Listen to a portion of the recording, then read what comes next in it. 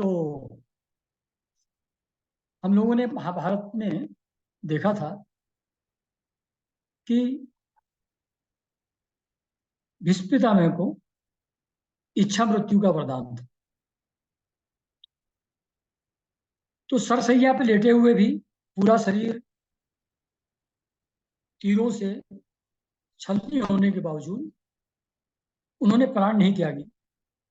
वो उपयुक्त समय का इंतजार कर रहे थे। तो जब वो समय नजदीक आने लगा तो जैसा कहते हैं कि भक्त के अधीन होते हैं भगवान, पराधीन होते हैं भगवान भक्त के। तो जब उनका जाने का समय आया तो अपने आप ही श्री कृष्ण, युधिष्ठिर, पांडव लोग और दूसरे ऋषि मुनि वहां अपने आप उनको उस अवसर पर दर्शन देने के लिए उपस्थित हुए।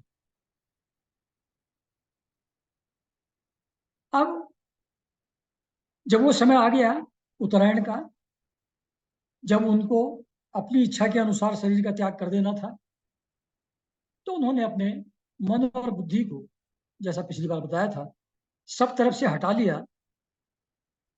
तो मन को सब तरफ से हटाया, बुद्धि को सब तरफ से हटाया, भगवान की लीला कथाओं का मन में स्मरण किया और वाणी से उनका वर्णन भी किया, और साथ ही साथ अपनी दृष्टि पूर्ण रूप से, पूरी तरह से श्री कृष्ण के विग्रह में लगा दी।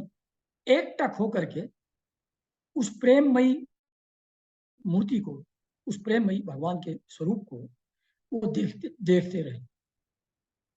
ऐसा देखते हुए कोई कामना उनके मन में नहीं थी और पूर्ण रूप से वो आत्मसात हो गए, वो भगवान के अंदर समा गए। तो ये लीला कथाओं का पढ़ना सुनना इसलिए महत्वपूर्ण काफी ज्यादा है कि अगर अंत समय में तभी हम उनको याद कर पाएंगे, अगर जीवन भर हम उनको याद करते रहे हैं तो क्योंकि उनके अंदर पूर्ण भक्ति थी, वो जानते थे कि ये स्वयं भगवान है, परमात्मा है, इसलिए वो सब तरफ से अपने ध्यान को हटा करके पूर्ण रूप से उनमें लगा करके मुक्त हो गए, भगवान के स्वरूप में ही लीन हो गए। उस समय उनके प्राण जब समाप्त हुए, बॉडी को छोड़ दिया, वो बिल्कुल शांत हो गए। तो जितने भी वहां देखने वाले थे वो देख करके कि वो अनंत ब्रह्म में लीन हो गए हैं, सब तरफ बिल्कुल साइलेंस, पिन ड्रॉप साइलेंस, सब चुप हो गए। तो जैसे दिन समाप्त होने पर पक्षियों का कलरव, पक्षियों की आवाज, चहचहाट बंद हो जाती है, उसी तरीके से वहां एब्सोल्यूट साइलेंस का एटमॉस्फेयर क्रिएट हो। चले गए वो। तो उसके बाद उस अद्भुत तरीके से उनका प्राण त्याग करना,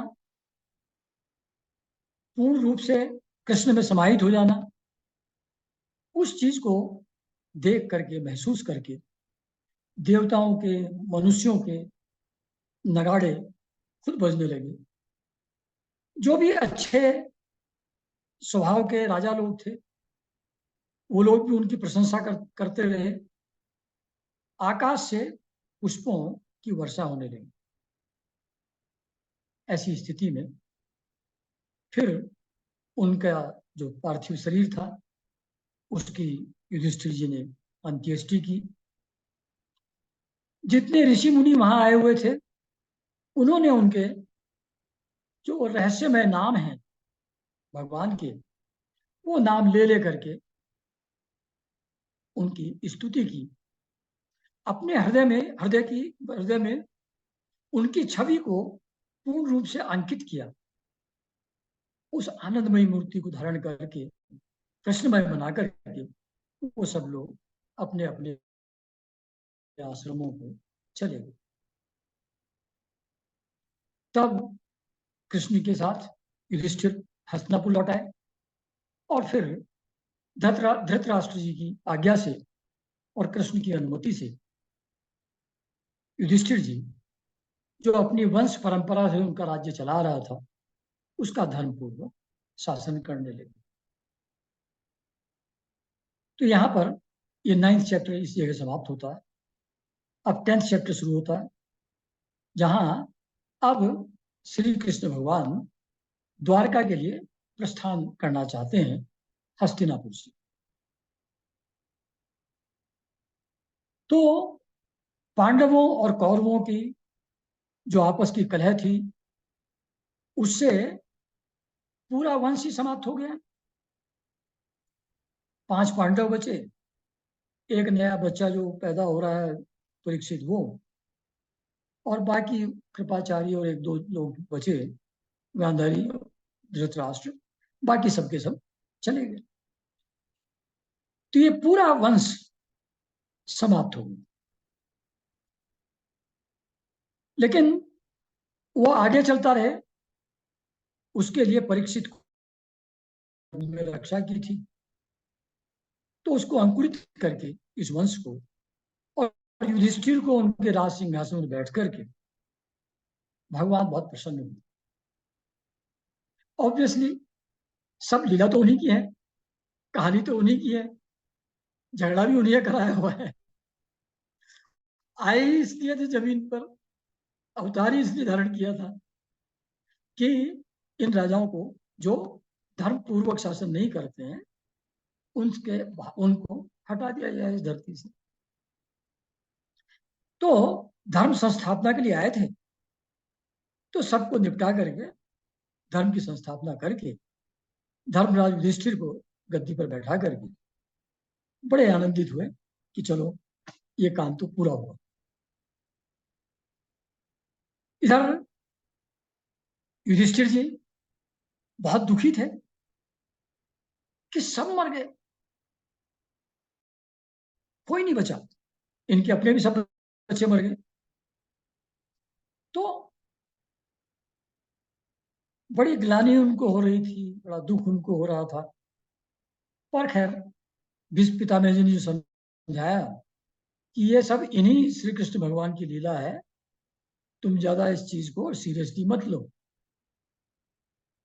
तो उससे धीरे धीरे उनको समझ में आया, और फिर वो उनका जो भ्रांति थी, उनके जो डाउट्स थे, वो सब क्लियर हो गए, और फिर वो प्रेम पूर्वक अपनी प्रजा का उसी प्रकार पालन करने लगे जैसे इंद्र देवताओं का पालन और रक्षण करते हैं। फिर कहते हैं कि राजा सभी देवताओं का अंश होता है, उसमें भगवान का अंश होता है राजा। उसके अंदर वो सब शक्तियां होती हैं जो लोकपालों में होती हैं, जो देवताओं में होती हैं। तो अगर राजा धार्मिक प्रवृत्ति वाला हो, चलने वाला हो, तो ये सब शक्तियां कार्यरत हो जाती हैं। तो इसलिए प्रकृति भी अनुकूल हो जाती है, खेतों में फसलें अच्छी होने लगती हैं, फलों के पेड़ों पर फल अच्छी तरह आने लगते हैं, गाय अच्छी तरह दूध देने लगती हैं, रत्न समुद्र से अपने आप आने लगते हैं। तो जब अच्छा राजा होता है, धार्मिक राजा होता है, तो उसके हिसाब से प्रजा को भी जो जो आवश्यकताएं उसकी होती हैं, वो सब पूरी होती रहती हैं, और बीमारी, बुढ़ापा, इन चीजों की परेशानी भी कम हो जाती है अगर अपना राजा धार्मिक हो तो युधिष्ठिर क्योंकि ऐसे थे, तो उनके राज्य में अच्छी तरह वर्षा होती थी, दूध दही की कोई कमी नहीं थी, और भौतिक दैविक किसी तरीके के कष्ट उनके शासनकाल में पब्लिक को, उनकी प्रजा को नहीं होते थे। अब जैसा मैं अभी कह रहा था कि सब मर गए, अब 4-5 आदमी बचे परिवार के। तो ऑब्वियसली कितना भी समझाओ दुख तो होगा। वो इतनी आसानी से जाने वाला नहीं है। जिनको रोज देखते थे सैकड़ों लोगों को सब समाप्त हुए। जितने रिलेटिव राजा थे दूसरे अपने पक्ष वाले भी, वो भी सब गए। तो विरह की भावना बहुत जबरदस्त थी, दुख बहुत था सब लोगों में। तो उसको दूर करने के लिए, अपने सुभद्रा की प्रसन्नता के लिए और बाकी सब लोगों के को मनोबल फिर से वापस रेस्टोर करने के लिए, फिर वो कई महीने तक वहीं हस्तिनापुर में ही कंटिन्यू किया। कृष्ण भगवान ने वापस वहां द्वारका नहीं गए। कई महीने बाद फिर उन्होंने अनुमति मांगी कि अच्छा अब चलूं मैं, अब हो गया काम, सेटिस्फाई हो गए तुम लोग। तो युधिष्ठिर ने कहा ठीक है, अब कब तक रोकेंगे। फिर उनकी अनुमति से युधिष्ठिर की वो रथ पर सवार हुए और फिर जो भी सब लोगों के साथ जिस टाइप की रिलेशनशिप थी, तो किसी को हक किया, किसी को प्रणाम किया, किसी ने उनको प्रणाम किया। ऐसा एक दूसरे का आदर सत्कार करते हुए उन्होंने विदा ली और अपने रथ पर सवार हो गए। लेकिन दुख विरह के कारण, जैसे हम लोगों का कोई प्रियजन कहीं दूर चला जाता है तो हम ही लोगों को खाली खाली सा लगने लगता है साधारण लोगों के जाने से। और ऐसे भगवान जिनका ध्यान में भी जब कोई देख लेता है उनको, तो पूरा इंद्रियां, सभी इंद्रियां आनंदित हो उठती हैं उनकी। तो ऐसे भगवान, अब जैसे नारद जी के पिछले जन्म में जो 5 साल के बच्चे थे दासी के, ध्यान में एक बार भगवान के दर्शन हुए तो उनकी सभी इंद्रियां, आंख कान नाक शरीर सब कुछ बहुत आनंद से सराबोर हो गया। लेकिन अचानक फिर वो गायब हो गए। फिर काफी कोशिश किया तो नहीं मिल रहे थे, बड़े दुखी हो रहे थे वो। तो जिनको ध्यान में देख करके भी इतना आनंद हो जाता, जिनके साथ वो रात दिन रहते थे, बैठते थे, सोते थे, खाते थे, पीते थे, टहलते थे, ऐसे लोगों से जो प्रेमपूर्ण संबंध था उनका, और जिस तरीके से उनकी हर स्टेप पर मदद की, हर स्टेप पर उनको बचाया, तो ऐसा आदमी जब जाएगा तो कैसा लगेगा। तो बहुत ही विरह के कारण से, दूर होने के कारण से सुभद्रा, द्रौपदी, धृतराष्ट्र सब लोग बेहोश जैसे हो रहे थे। तो जो इनको कहानियों को सुन लेता है, रूप को देख लेता है, वो छोड़ने की कल्पना नहीं कर सकता। तो फिर ये लोग कैसे उनके विरह को सहते। पर खैर, चेंज तो होना ही है, जाना तो उनको है ही। तो खैर वो चलते हैं। तो फिर औरतें जो घर की थी सब, उनकी आंखों में बहुत आंसू आ रहे थे, लेकिन उन्होंने उसको जबरदस्ती रोका। क्योंकि किसी को जाते हुए आंसू से विदाई देना अपशकुन माना जाता है। तो अपशकुन ना हो जाए, इसके लिए उन लोगों ने अपने आंसुओं को बड़ी जबरदस्ती से रोका। तो जब चलने लगे वो, तो अब विदाई का समय आ गया। तो जैसा बड़े लोग जब विदा होते हैं तो एक प्रॉपर माहौल उसके लिए क्रिएट होता है। तो वैसा ही हुआ इनके प्रस्थान के समय पर कि मृदंग, शंख, भेरी सब बजने लगी और वो चले वहां से। तो अर्जुन आदर पूर्वक, वैसे तो कोई सर्वेंट भी उठा सकता था, लेकिन अर्जुन खुद उनका जो छत्र है उनके ऊपर छाया करने के लिए श्वेत छत्र अर्जुन लेकर के चल रहे हैं। उद्धव और सात्विकी चमर डुला रहे हैं, उनको हवा कर रहे हैं।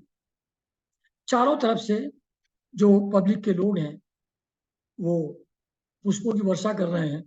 कभी कभी टीवी में देखो, मोदी जी जब जाते हैं तो उसमें भी लोग पुष्पों की वर्षा करने लगते हैं। तो वहां तो बात ही अलग थी उस जगह। तो बहुत ही मधुर झांकी थी। उस स्थिति में वो जा रहे थे वहां से, ब्राह्मण लोग आशीर्वाद दे रहे थे, और जो स्त्रियां थी कुलीन परिवारों की, हस्तिनापुर की, वो सब अपने घरों की छतों पर चढ़ गई, और उनका मन पूरी तरह श्री कृष्ण में लगा हुआ था। तो आपस में वो बात कर रही थी सब लोग। उस बात को दूसरे लोग भी सुन करके उनको भी बहुत अच्छा लग रहा था। तो वो जनरल बातें कर रही थी भगवान के बारे में कि ये जानती हो सखी, ये वही परमात्मा है, वही सनातन पुरुष है ये, जिसमें प्रलय के समय पर पूरी सृष्टि चली जाती है, सब जीव जिसके अंदर लय हो जाते हैं, ये वही परम सनातन पुरुष है। इनका नाम रूप यहां दिखाई पड़ता है, पर वास्तव में है नहीं।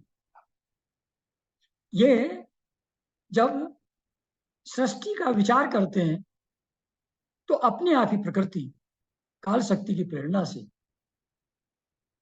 सृष्टि को बना देती है प्रकृति, और ये सब इनके इशारे से इनकी माया कर देती है।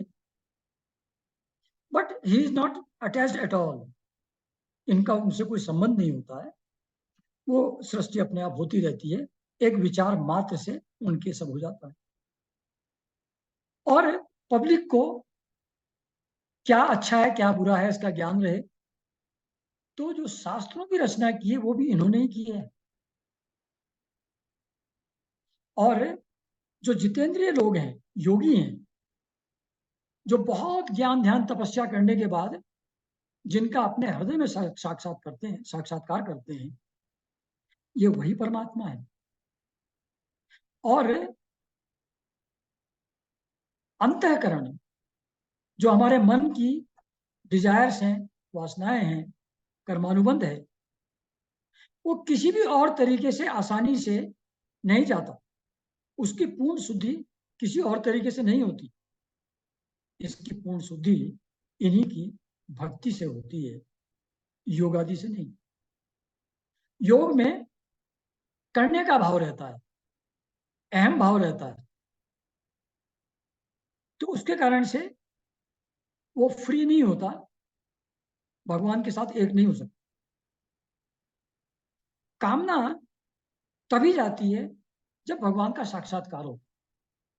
मतलब ऐसा नहीं है कि कामना आप छोड़ दें तो भगवान का साक्षात्कार हो जाए। भगवान का साक्षात्कार हो जाए तो इच्छाएं अपने आप चली जाती। External things fail into insignificance.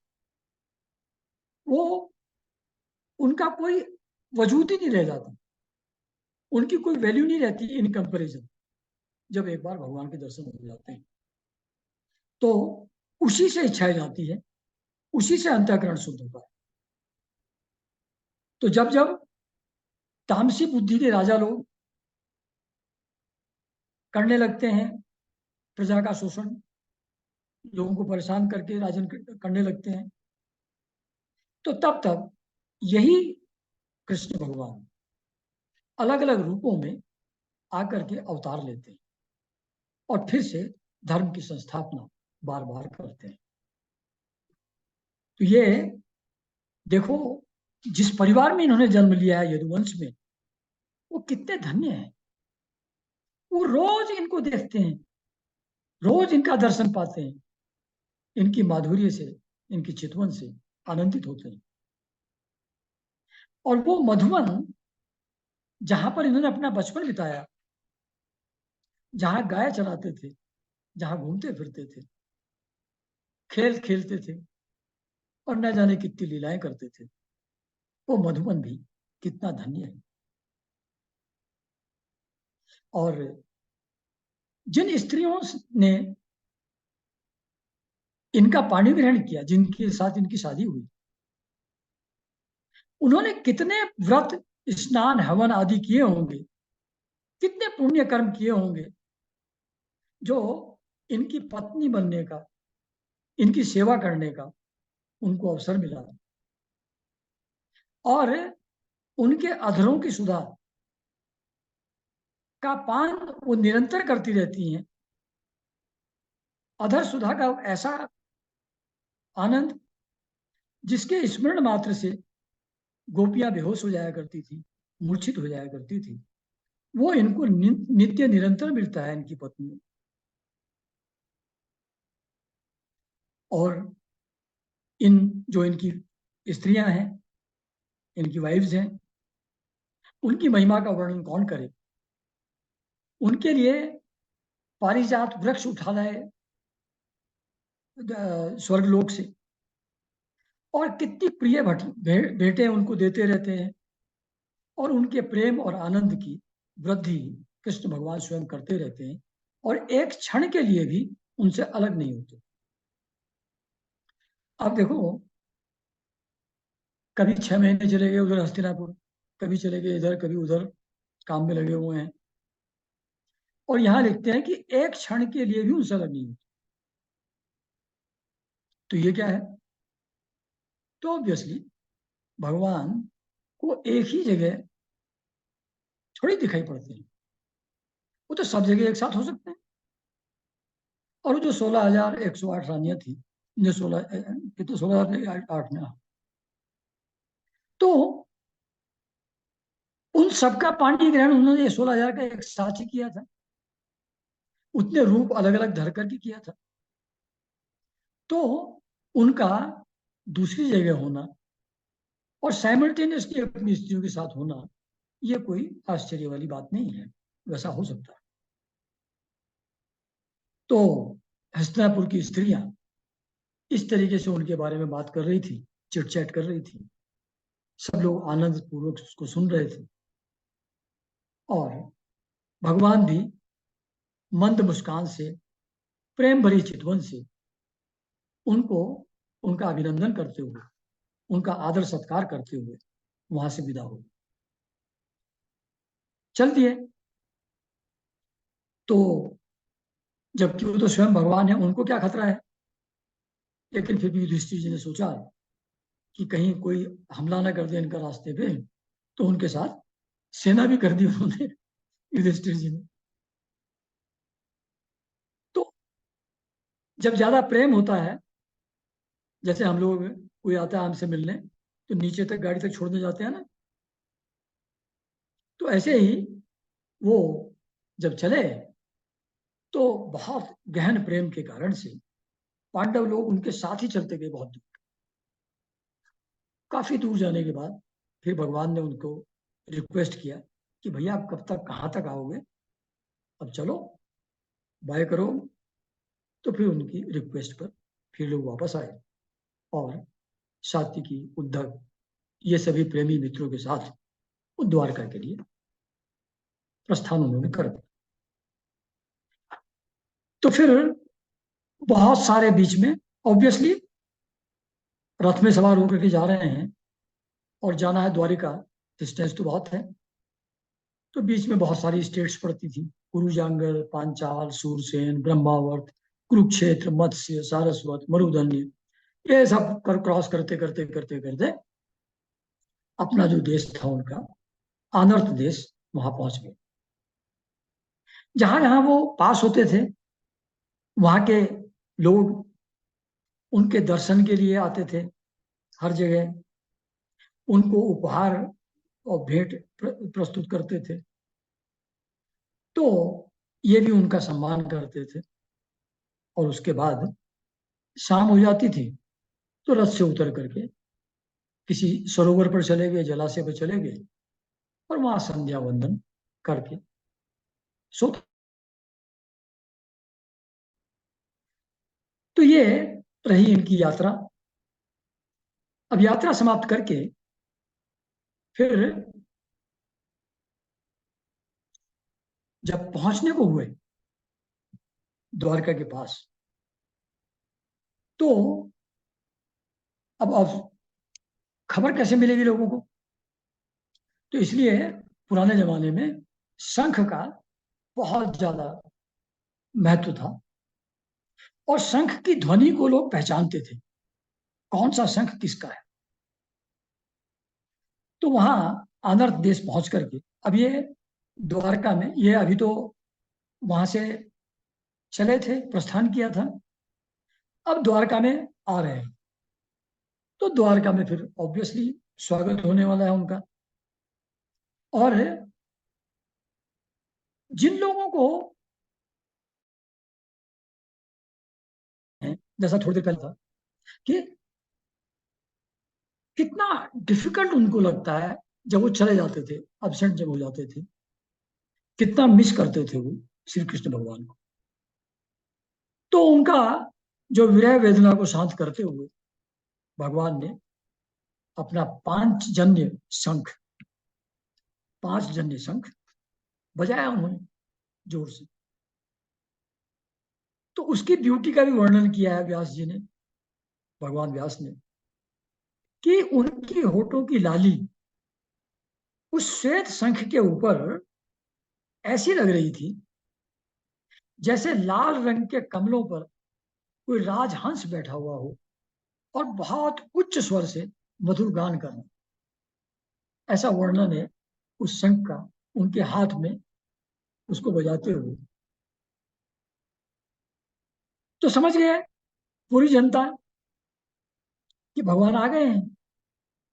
बहुत महीने हो गए थे, लड़ाई हुई, मरे कटे सब, फिर 5-6 महीने उनकी शांति के लिए वहां रुके, तो लंबा समय हो गया था यहाँ से गए हुए। तो उस शंख ध्वनि को सुन करके, ये जान करके कि भगवान आ रहे हैं, सुन करके सारी प्रजा उनको दर्शन करने के लिए नगर से बाहर के आने के लिए दौड़ पड़ी।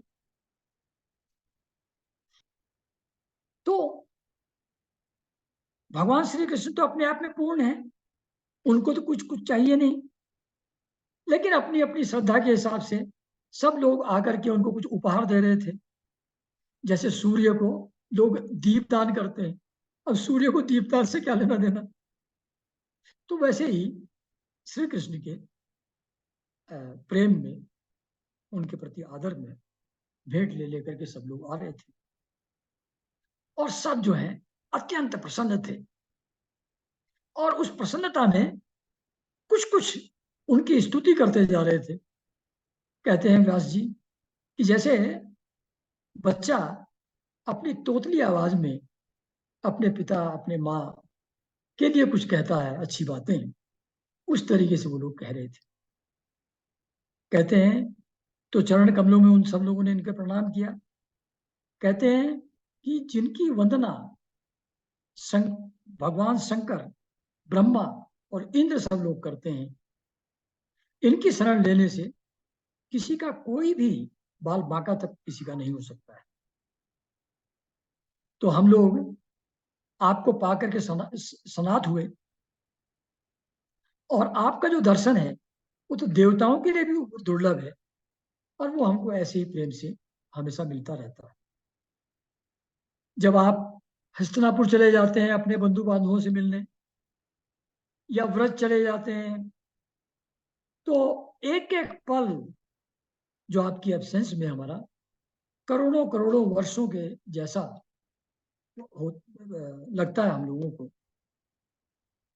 और हमारी हालत वैसी हो जाती है जैसी सूर्य के बिना आंखों की, कुछ दिखाई नहीं पड़ता, कुछ रिलेवेंट ही नहीं लगता लाइफ में। तो ऐसी बढ़िया बढ़िया प्रेज सुनते हुए, स्तुति सुनते हुए, और उन लोगों के ऊपर अपनी कृपामयी दृष्टि और अनुग्रह की वर्षा करते हुए, सबको प्रेम से देखते हुए वो द्वारका में प्रविष्ट हुए।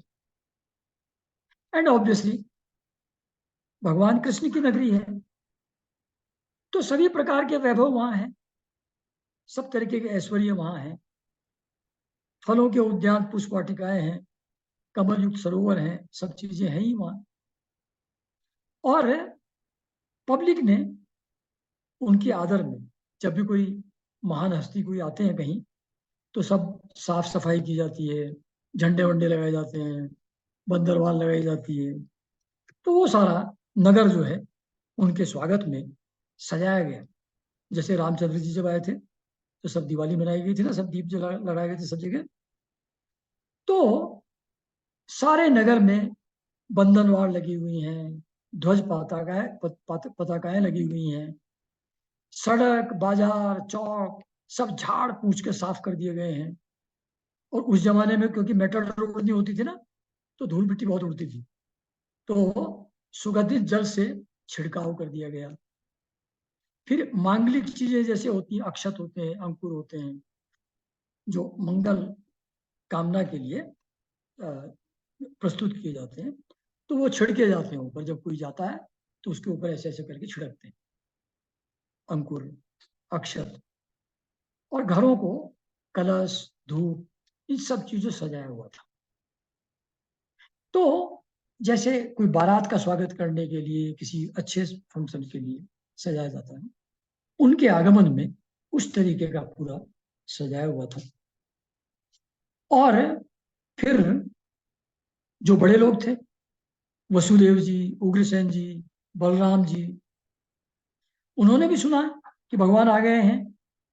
तो उतना आनंद उनके अंदर उमड़ा कि अपना खाना पीना खेलना जो भी कर रहे थे, तुरंत उसको छोड़ करके चले। और उनका जो हृदय जो है आनंद से धड़कने लगा, एक्सपेक्टेशंस में मिलेंगे अभी। तो बड़े प्रेम के आवेग से उनका हृदय जो है उछलने लगा। तो अब ऑब्वियसली वहां दूर तक छोड़ने के लिए वो लोग आए थे, पांडव लोग। तो यहाँ रिसीव करने के लिए, आगवानी करने के लिए जो ये बड़े बड़े लोग थे, वसुदेव जी, उग्रसेन जी, बलराम जी, और बाकी इनके बेटे बेटे थे, सांब और प्रद्युम्न एटसेट्रा एटसेट्रा, तो वो सब लोग एक गजराज को आगे करके और स्वस्ति पाठ करते हुए और मांगलिक सामग्रियां लेकर के ब्राह्मणों के साथ आगे चले। और शंख भेरी तुरही सब बजती चली। ब्राह्मण लोग वेद ध्वनि करते हुए चले, और जो श्रेष्ठ वारांगनाएं हैं, नट हैं, नाचने वाले हैं, गाने वाले हैं, वंदना करने वाले वंदीजन हैं, उनके अद्भुत चरित्रों का गान करते हुए वो सब लोग रिसीव करने के लिए, आगवानी करने के लिए वहां पर आगे चले। तो ऐसी स्थिति में श्री कृष्ण ने भी उन सभी अपने बंधु बांधव जो थे उनका यथोचित सम्मान किया। जो बड़े थे उनको सिर झुका करके प्रणाम किया, किसी को वाणी से अभिनंदन नमस्कार किया, किसी को हृदय से लगा करके हक किया, किसी से हाथ मिलाया, और किसी की ओर मुस्कुरा भर दिया, किसी को प्रेम दृष्टि से देखा। और ऐसे करते हुए वो द्वारका के अंदर प्रवेश किया। तो आज इस सेशन को यहीं समाप्त करते हैं, फिर अगले संडे फिर मिलेंगे।